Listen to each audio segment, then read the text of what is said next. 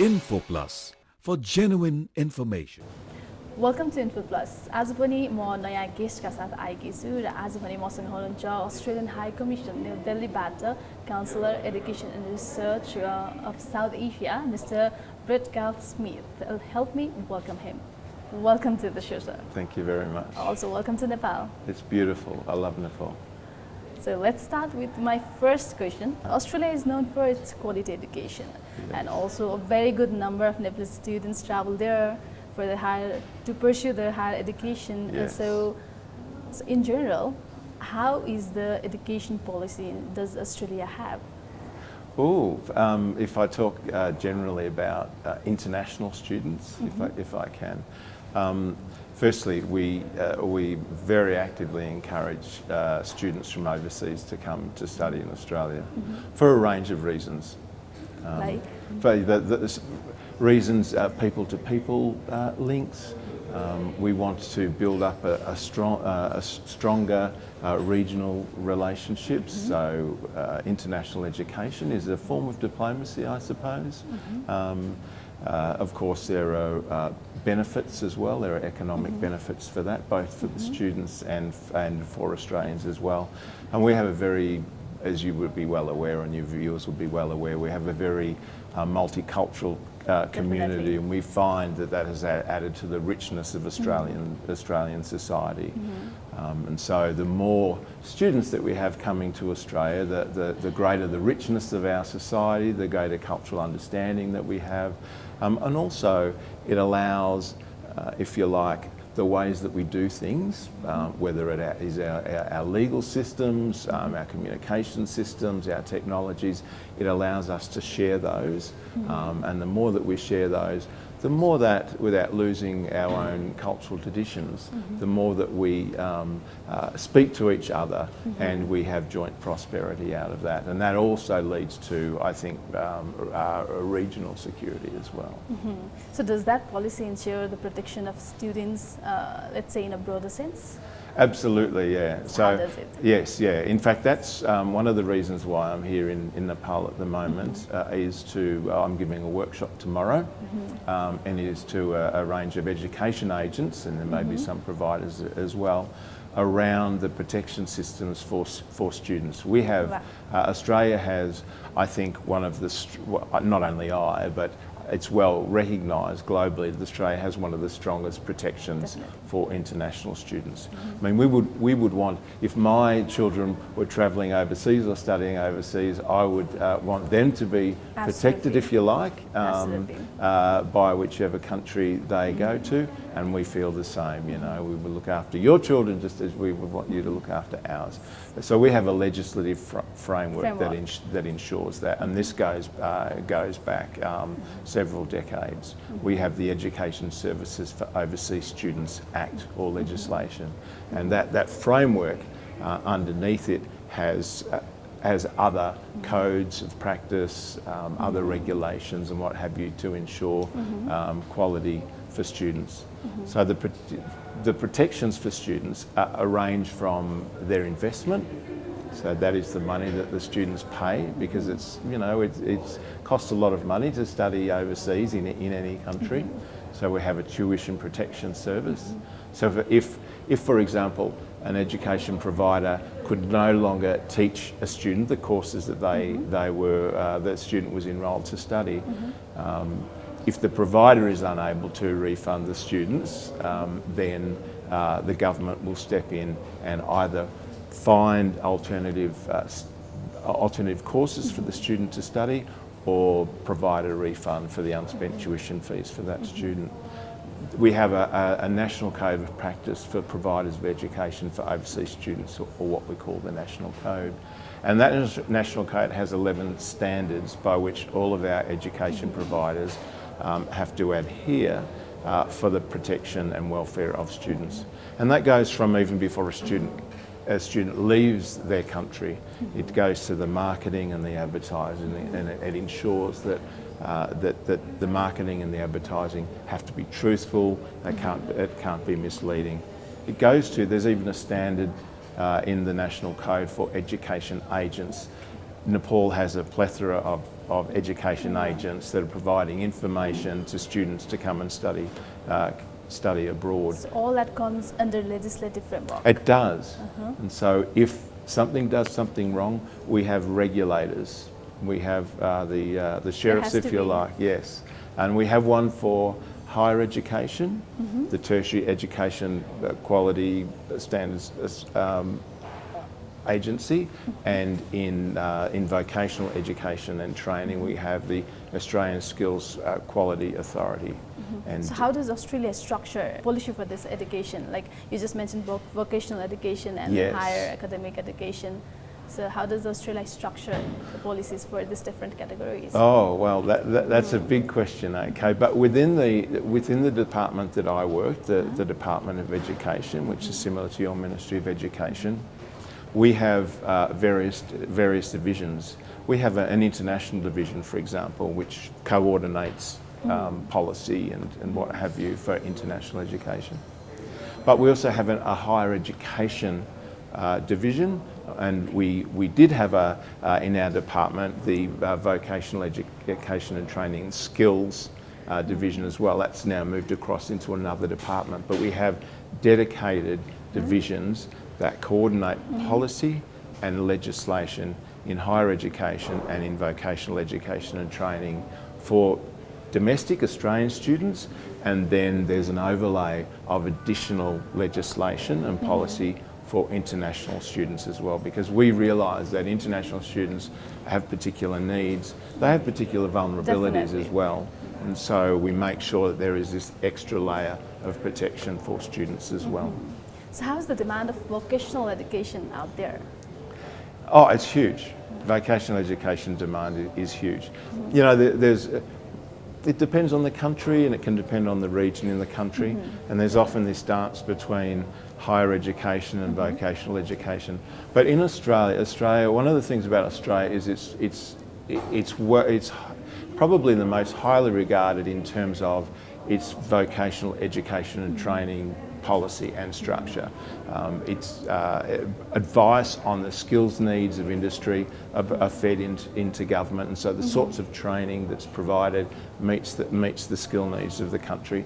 But also the people that deliver that training are people who once were the practitioners or are still the practitioners of it. So, for example, somebody who is delivering tourism training used to work in the tourism industry, or somebody who is teaching hairdressing used to be a hairdresser, and now they've done extra training to become a teacher, to do that, for example. Yeah. You know, in higher education, our universities are independent.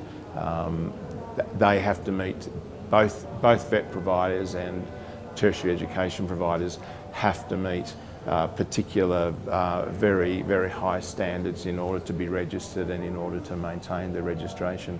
But one thing that we realise in Australia is the value of vocational education and training. I know historically, and my own father was the same, he would say, never work with your hands, son, you know, get a job in an office, right? But now, those tradespeople, men and women, among the highest paid and highest skilled as well. So it's an absolutely booming industry. And I noticed in Nepal, there's, as I talked about, a bit of a dance there, where at the moment there are about 500 or so more students enrolled in higher education than vocational education, but there's switching that's going on, yes. So that's good for Australia itself. Oh, absolutely it is, yeah. Because also those students that are in Australia, whilst they're studying and they're picking up those skills, they're also delivering those skills when they take on a part-time job as well to supplement their study as well. So there's no doubt that Australia does provide a quality education.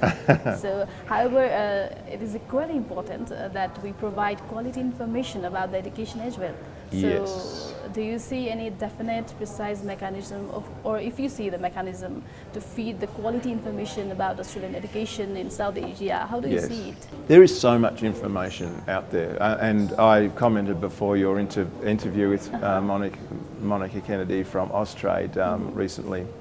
The Study Australia website is perhaps the starting point for students in terms of getting information not only about what to study, where to study, but also about the kinds of supports for students in Australia, about Australia itself, you know, the sort of cultural information, the practical information that you need. That's one starting point. But the Australia's education providers themselves, all of the universities, for example, have offices dedicated just to international students, and they have a whole range of information.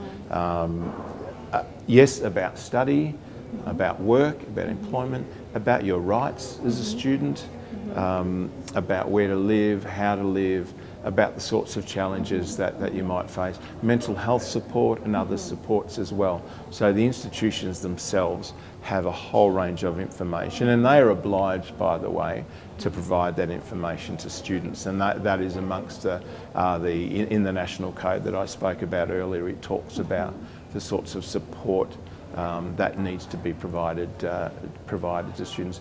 And then, of course, you have your agents and consultants. And there are some very good agents out there who provide, again, that range of information, because they effectively work for the education providers, and so they provide that range of information to students to help them on their journey to Australia, one would hope. So at this moment you are here to provide the workshop. Yes. So to provide the quality education that we just talked about, the quality information. Yes. So if we see the frequency of the visits like this, not in online mode, offshore mode, so what is the frequency? Like, how do you often come to Nepal to give workshops like this? So this is my second visit this year. Of course, the pandemic prevented any travel, and I came to Nepal effectively as soon as I could. We would normally, the education counsellor, my role, and the Minister Counsellor and our team are based in the High Commission in New Delhi. We would normally come to Nepal at least 3 times a year, maybe 4 times a year, okay. We look after all of South Asia, so there are 7 countries that we look after.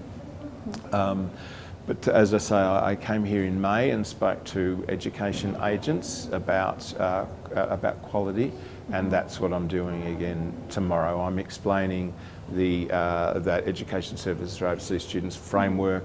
I'm explaining the National Code. I'm talking about education providers, universities, vet colleges. I'm explaining their obligations in terms of their undertakings to students, the sorts of information that they need to be providing. What I did find, I've done 3 workshops in India a couple of weeks ago, and I expect I'll find exactly the same here in Nepal, is that this 2 years of the pandemic, students haven't been travelling.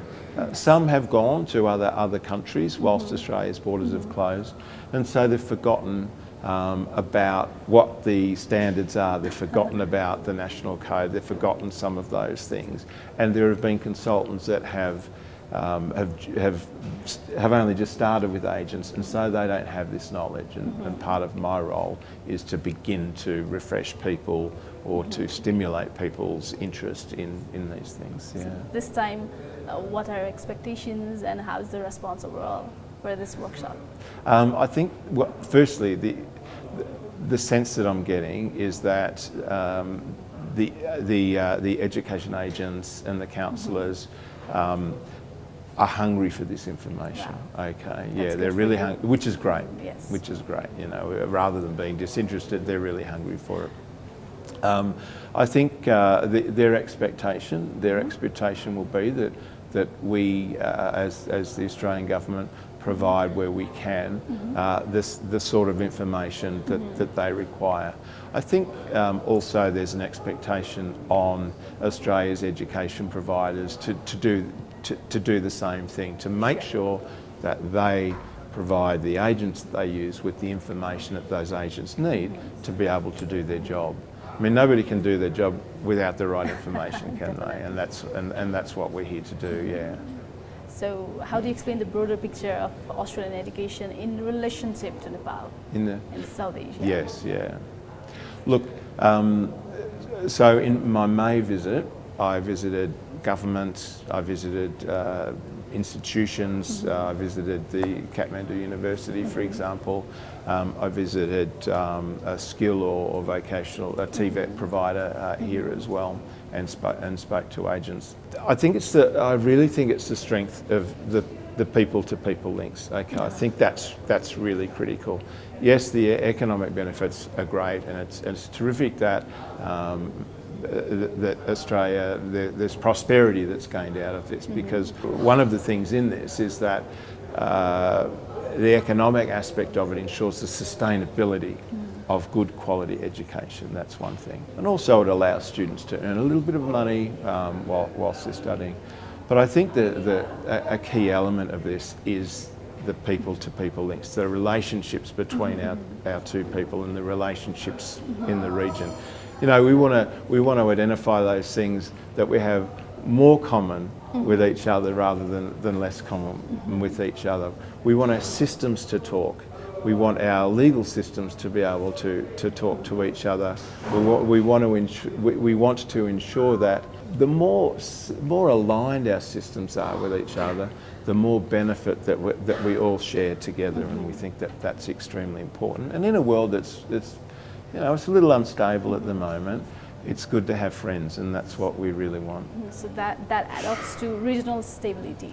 Oh, absolutely. Which is one of the key factors. No, you know, that regional stability is critical. I mean, and we want world stability, don't we? And the more that we know about each other, the more that we understand each other. Yes. So the more it becomes sustainable. Yeah, absolutely. And therefore students coming and living in Australia and seeing our lifestyle, and hopefully our students coming to Nepal, for example, and understanding the Nepali lifestyle, which looks beautiful to me. This is Kathmandu, I think, is a beautiful city. The more that we have those shared understandings, and the more that we can work through any issues that we jointly face. So again, what does Australian High Commission has it in future to make it more sustainable? So from the Australian High Commission's perspective in New Delhi, and we work very closely with the Ambassador, Felicity Volk, here in the Australian Ambassador here in Kathmandu. We would anticipate that our engagement with Nepal will continue. We anticipate that we will engage more closely with your Ministry of Education, for example. We're meeting with the Ministry this afternoon. That our visits, we maintain the number of visits up here, and we learn through speaking with Nepali providers, speaking with Nepali government, speaking with Nepali agents. We learn, and speaking with students, we learn more about the needs, the wants. We can have exchanges. We're very interested in policy exchange. How does Nepal do things in its education system? I was about to ask that. About policy exchange. Is there any events or activities happening or planning to be for the policy exchange in between both countries? Yes. So we don't have dates at the moment, but we certainly have committed to setting up a round table. It would be virtual, I would expect, a policy exchange between the Nepali government and Australian government as well, in terms of how we do education. Okay, how we do our vet system, how Nepal does its, how we deal with higher education, and the same with Nepal. Things like online education, for example, and how do you ensure quality assurance in online? Yes, that's right. Yeah, and how do you assess students online as well, and how do you ensure, because it's online and it's not face to face, how to ensure that students are doing what they're meant to be doing. So does that meet the quality similarly like offline or OPS or physical education? Yes, absolutely. So we want to ensure, we have ensured in Australia that our online education is as high quality as face to face. And in fact, education in Australia is delivered in outside of a pandemic, it's delivered in a blended style anyway. There's some face-to-face and there's online delivery of education as well, and that's happening. That happens across South Asia as well. And we're interested in how Nepal does that, and we're interested in how Nepal, as I say, does its education more generally, because we can pick up ideas from Nepal just as Nepal can pick up ideas from us as well. Okay, so the experience some students have had during online education is not that good. Yes. But while some students have had very great experience during online education. So what do you think Nepali government or Nepali authorities should be done, or institutions here in Nepal should do in terms of online education? Yeah, look, that was a shared experience, I have to say. During the bulk of the pandemic, and I acknowledge that the pandemic's isn't over, but during the worst of it, the last couple of years, Australian students were all holed up in their homes, in their bedrooms, studying online as well, and even some students that travelled, that weren't travelling to Australia but may have travelled to another country. They found that they would get there and they would be doing online education in the country that they went to as well. So in terms of online education, it's moved beyond a talking head. It's moved beyond just a video of Brett teaching a student, talking to a student, and there's all sorts of interactive technology, edutech, interactive technologies that students can use now to make that experience more interesting and more fulfilling. In vocational education and training space, the sort of virtual learnings that you can do is really incredible. I was at an automotive centre of excellence recently, where students are learning welding, but they're learning it virtually. So they're kind of holding this tool and putting it up against a screen virtually and learning to weld like this, for example. So the technological developments are immense, and they're the sorts of things that we want to be able to learn from other countries and to share with other countries as well. So this online, I think that the level of online education in terms of a student just being holed up in their room all the time, I don't completely understand that's maybe not sustainable, right? But it was a bridge through the pandemic. It was a bridge from one side of the pandemic to the other.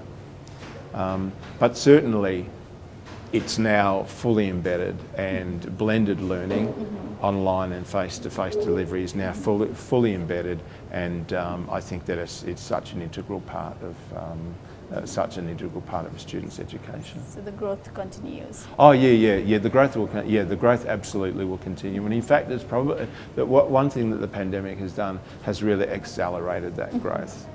So when immediately. Nepali students are really interesting. During the pandemic, 95% of Nepali students that were in Australia stayed in Australia, right, and 5% were offshore. They did, yes. Yes, yeah. Whereas if you look at, say, other South Asian countries like India, about 75% of students remain in Australia and 25% in India, for example.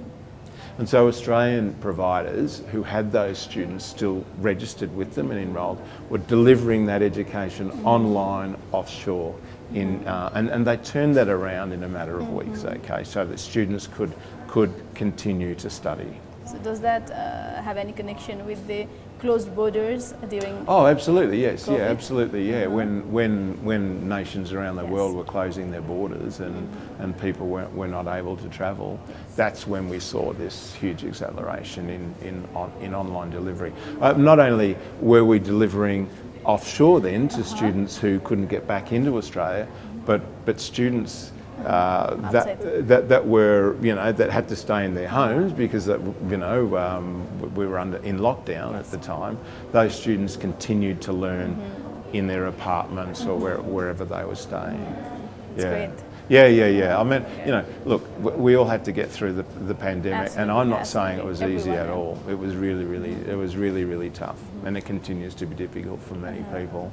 But at least we managed to get many students over the line to continue their study and achieve their qualifications. So we have been hearing that Australia is willing to introduce the transnational education. So would you mind to explain in a more clear way what transnational education really is? Yes, yeah. Transnational education is simply Australian education providers giving education in other countries. Okay. Now they can do it. So that's really simple. That's it. Yeah, it's really simple, and it can be done in two ways. It can be done by a student in Nepal, in Kathmandu, for example, studying online with an Australian education provider. Okay, that's one way. Both ways. Both ways, yeah. Or it can be simply an Australian education provider setting up a school, an institution in another country, which we have done as well. Conducted by from the original place. Either conducted by Australian faculty in country, or we may train local faculty to deliver the Australian curriculum. And transnational education also involves partnerships as well. So research partnerships, PhDs and what have you. It also involves what we might call twinning articulation, where students may study for a time in their own country with an Australian institution, or if an Australian institution has a partnership with an institution in another country, then they may do a year in their own country and then go to Australia for another 2 years to complete their degree, for example. So there's that we would regard that as transnational education. So in the middle of the tenure, they can continue in other land as well. Yes, yeah, that's right. That's why the recognition of qualifications is really important, and we're working away at those sorts of issues as well. So, if a student, does another institution recognise the qualifications delivered by an Australian institution, and does an Australian institution recognise the qualifications delivered by an institution in another government? So that's the kind of policy discussion that we have with governments as well. Yeah, our policy discussions are around qualifications recognition, around quality regulation, for example. Not getting into the visa space, but in those sorts of issues as well. Yeah. Better quality of visa application has to be maintained for the sustainable growth of Australian education. So, how the regulatory body takes it forward in future? Yeah. Look, visas are obviously a student. Anyone who wants to come to Australia needs a visa. If you want to study in Australia, you need a student visa. And we have a Department of Home Affairs that looks after visas. So I won't talk about their policy, but what I will say in general terms is that any student who wishes to come and study in Australia, it's really important that they provide the best quality information and documentation that they possibly can.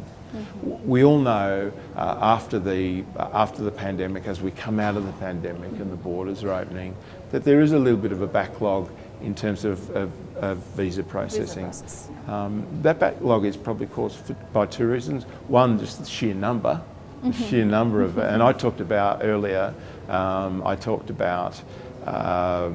agents and their staff needing to catch up because they haven't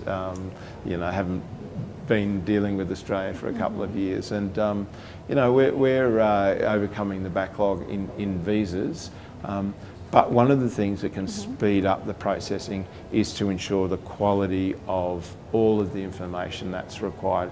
So that's not only a message to students actually, but it's a message to any education agents that may be watching this, anyone that's associated with providing students with advice at any point along that journey.